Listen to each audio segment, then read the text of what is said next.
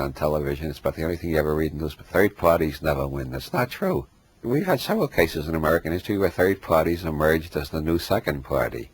But they keep telling us third parties never win, and they don't let us hear what the third parties are saying because they want us to be stuck with not a choice but a dilemma, to quote John Anderson, between two guys who are both in the bag to the same major corporation. So whichever one we elect, the corporations will still be running the country.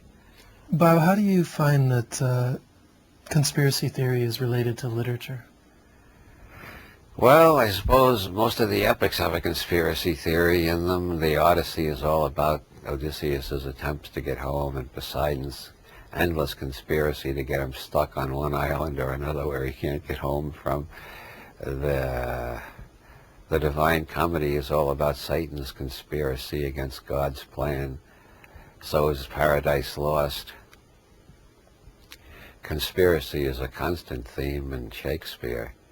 The history plays, the tragedies.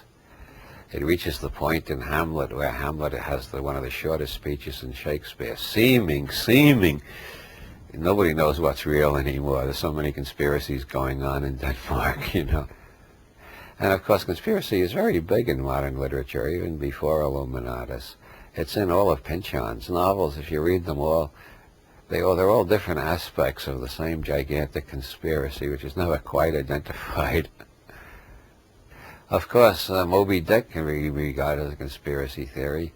As Ahab says, be the white whale principal or the white whale agent, I will wreak my vengeance upon him. He's not sure whether the white whale is the source of malice or the white whale is just an agent of some supernatural source of malice. But in either case, the whale is the visible target. All visible things are but masks, as Ahab says. Now, there's a good motto for a conspiracy theorist. All visible things are but masks. That's for the more occult conspiracy theories. Do you think it works the other way around, where conspiracy theory can contribute to or inform literature in some way? Well, by the time you get to Hamlet, you've entered what Mary McCarthy very intelligently called epistemological tragedy. The whole problem of Hamlet is trying to find out what's real. Can you trust the ghost? Is he a goblin damned who is trying to lead Hamlet to his own destruction? Or is he really the ghost of Hamlet's father? Or is he just a hallucination because Hamlet is losing his mind? And then there's the more vital question raised by Oscar Wilde. Are the commentators on Hamlet really mad or only pretending to be mad? I think conspiracy theory is a very good training for thinking in non-absolute categories. Of course, most conspiracy theorists never get there. They think in absolute categories. They have the one true conspiracy theory. But if you study conspiracy theory from a sort of anthropological angle, which I sort of think is what I'm doing, at least that's the way I define it for myself, it's a great learning experience. You compare one conspiracy theory with another and see which ones are the nuttiest and which ones seem the most plausible. And you find the ones that seem most plausible have their nutty elements in them too. It's like urban folklore. It's like reading the weekly world news. You run into these things that are so crackpot you can't believe that anybody could possibly have actually printed them and circulated them. Like Lady of the Flowers in Long Island. I forget where. One of those little cities in Long Island. There's this woman who channels the Blessed Virgin Mary, and she announced that the Vatican has been taken over by Satanists, and Archbishop Lefebvre should be the next pope, and that Jesus himself invented AIDS because he was so pissed off at the gay community, and because Jesus invented it, science will never find a cure for it. And I would love to see that with a cartoon of Jesus with one of those cute little white gowns they always have him wearing and a couple of test tubes cackling like the mad scientist in an 80s movie. Say, this will kill off a few million of those goddamn fags. Do you have any other favorite theories that you've heard recently?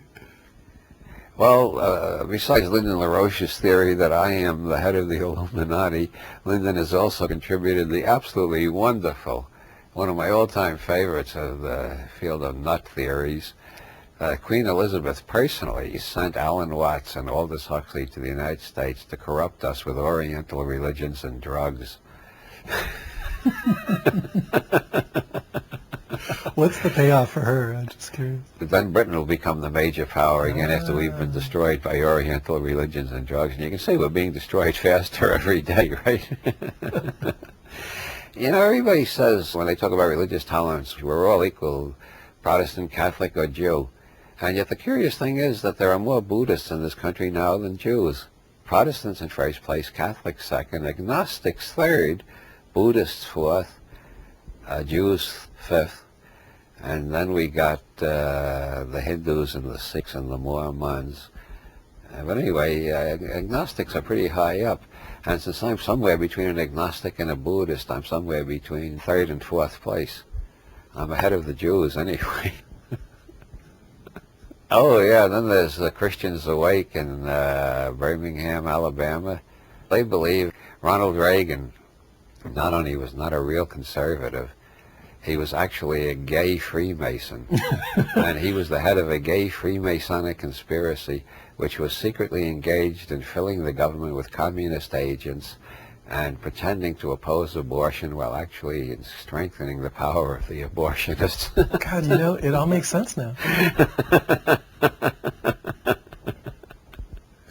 You know, one of the most popular, I guess you could call it conspiracy theories, and it's almost more like a whole genre of conspiracy theories recently, is the whole extraterrestrial phenomenon. I mean, it's reached almost unbelievable proportions. What do you think is behind all that?